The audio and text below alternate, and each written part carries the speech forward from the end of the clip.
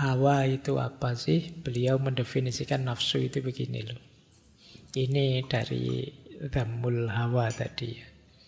Ketahuilah bahwa nafsu merupakan kecondongan watak kepada sesuatu yang disenangi. Kecondongan ini diciptakan manusia demi kepentingan hidupnya.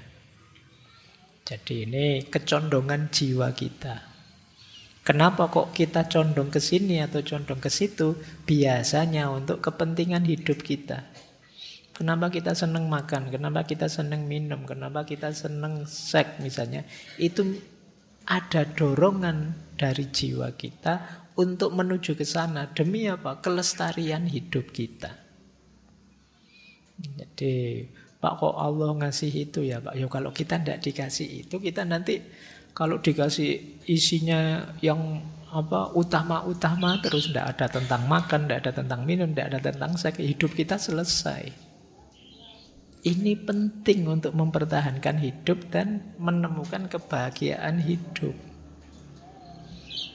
Jadi jika manusia tidak punya kecondongan untuk makan, dia tidak akan makan. Kalau tidak makan ya habis. Kita akan innalillahi.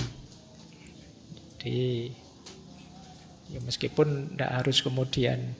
Saya pernah kajian tentang agama dan sains, itu kan ada satu buku yang hubungannya tentang Islam dan sains. Saya lupa itu buku dari mana itu. Buku ini cerita bahwa di negara tertentu ada buku sains yang isinya itu unik. Karena semuanya dibuat tergantung. Jadi misalnya begini. Makhluk hidup itu kalau tidak makan seminggu dia akan mati. Terus ditambahi kata-kata insya Allah. Itu menarik ya. Iya, semuanya ya tergantung Allah. Tapi kan harus kita pedomani bahwa kita perlu makan. Pak Ashabul Kahfi itu Pak 300 tahun Pak di gua masih hidup seger. Iyalah. Itu kan mukjizat, kejadian luar biasa. Tidak bisa dijadikan pedoman untuk hidup kita yang biasa. Jadi ya tidak harus kemudian semuanya diberi insya Allah.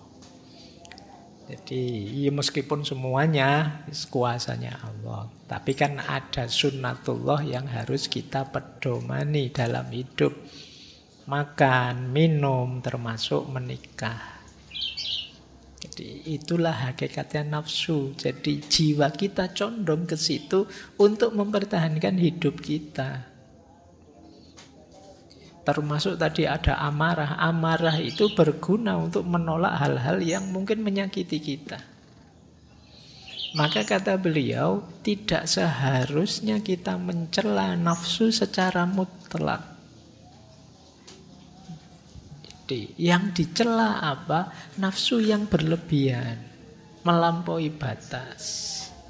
Jadi melampaui batas kemaslahatan dan menolak kemudorotan. Jadi sekedar maslahat dan menolak mudorot ini saja yang kita cari, jangan berlebihan.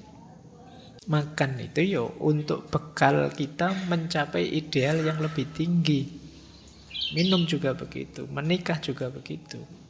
Jangan finalnya hidup saya yo makan Pak misalnya ya. Eman-eman kita. Tujuan hidup kan tidak itu. Nah, yang dicela yang berlebih-lebihan seperti tadi. Baik. Nah, meskipun banyak orang dibelenggu oleh hawa nafsunya, berarti hidupnya diliputi oleh nafsu saja, yang dipikir perut ke bawah saja.